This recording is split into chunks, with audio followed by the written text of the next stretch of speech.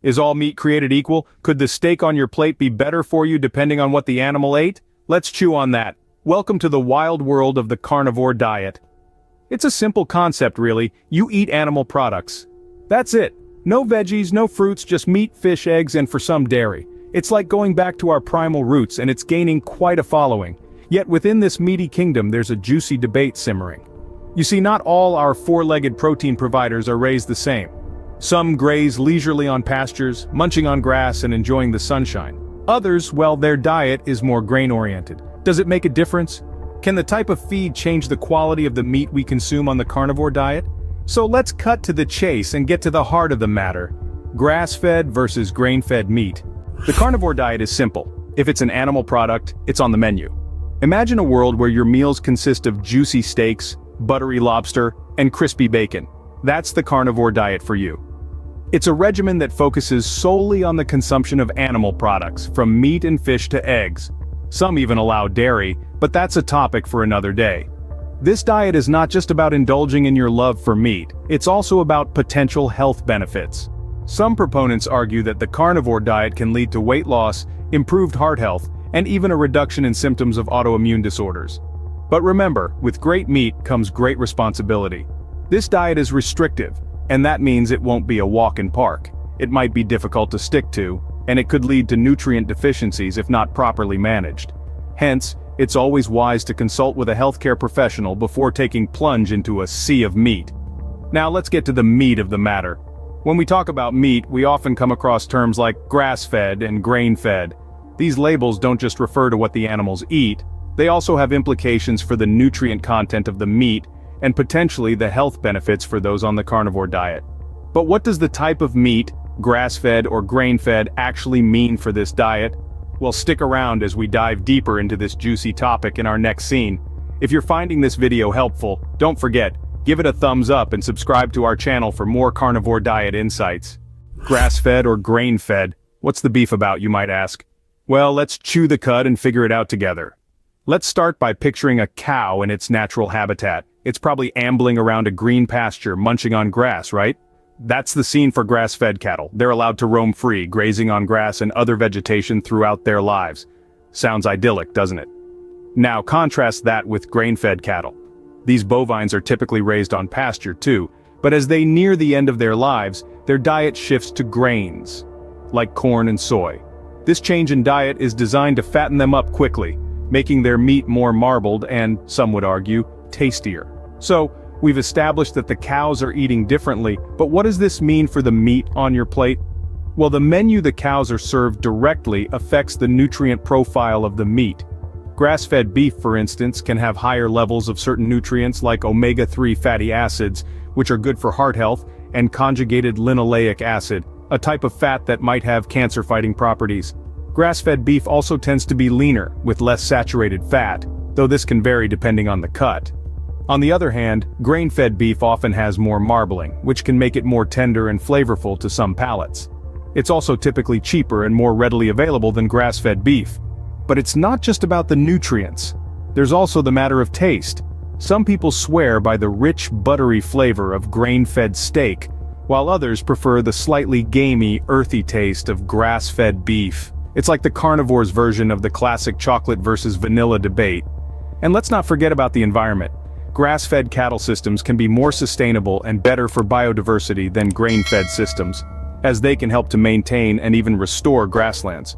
But again, it's not a clear-cut case as factors like land use and methane emissions come into play. So we've got different diets, different nutrients, different tastes, and different environmental impacts.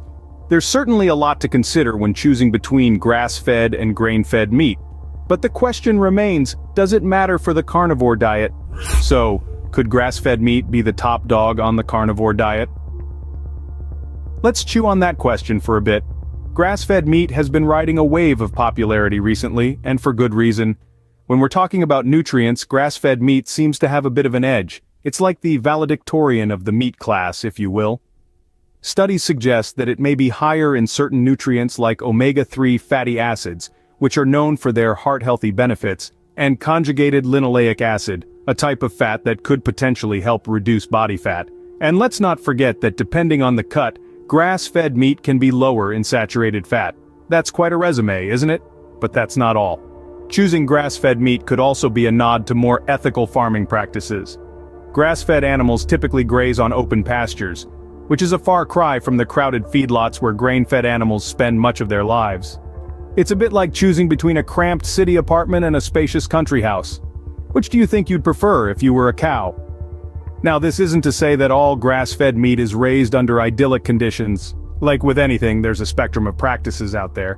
But choosing grass-fed could be a step in the direction of more humane animal treatment. And hey, who doesn't want to feel a little better about their food choices? But here's the kicker. While grass-fed meat has these potential benefits, it doesn't mean it's the be-all and end-all of the carnivore diet. It's not a magic wand you can wave to make your diet perfect. You still need to consider things like portion sizes, overall diet balance, and of course, your individual health needs. So, could grass-fed be the carnivore's choice? It could be.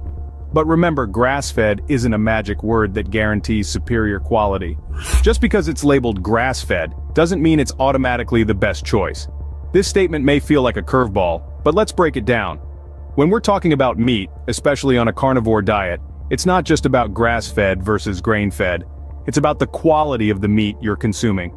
And quality can be a tricky business. It's not always as simple as looking at the label. Sure, it can give you a hint, but it doesn't tell you the whole story. But don't worry, we're not saying you need to become a detective to find good quality meat. It's about being an informed consumer, knowing what to look for and where to look for it.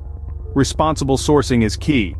You want to know that the meat you're buying comes from animals that were raised in a good environment, fed a healthy diet, and treated ethically.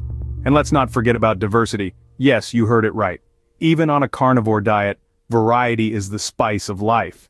Diversifying your meat sources means you're not just sticking to one type of meat or even one part of the animal. You're exploring different animal types and cuts.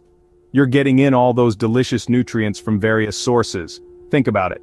Different animals and different cuts of meat have different nutrient profiles. So, by diversifying, you're ensuring a broader nutrient intake. It's like creating a symphony of nutrients in your body. Every piece plays an important role. So, next time you're at the butcher or shopping online, look beyond the grass-fed label. Ask questions, do a little research, and don't be afraid to try something new. Let's also remember that everyone's body is unique. What works for one person might not work for another. So, listen to your body and adjust accordingly. It's not just about following a diet, it's about finding what works best for you. Remember, quality and variety are key, regardless of the diet you're following. Tune in next time as we continue to chew the fat on all things carnivore. So, carnivores, what's your take on the grass-fed versus grain-fed debate? Are you leaning towards the lush green pastures or the grain-filled troughs? As we've seen, there are distinct differences between the two, with grass-fed meat potentially offering higher nutrient content and ethical benefits. But remember, grass-fed isn't a magic label that guarantees quality. It's all about sourcing responsibly and diversifying your meat intake. Now, let's not forget the carnivore diet is restrictive, focusing solely on animal products. It might be trendy, but it's not for everyone. Before you dive headfirst into a world of steaks and bacon, it's crucial to consult with a health professional. Dietitians and doctors can help you navigate this meaty landscape, ensuring your nutritional needs are met.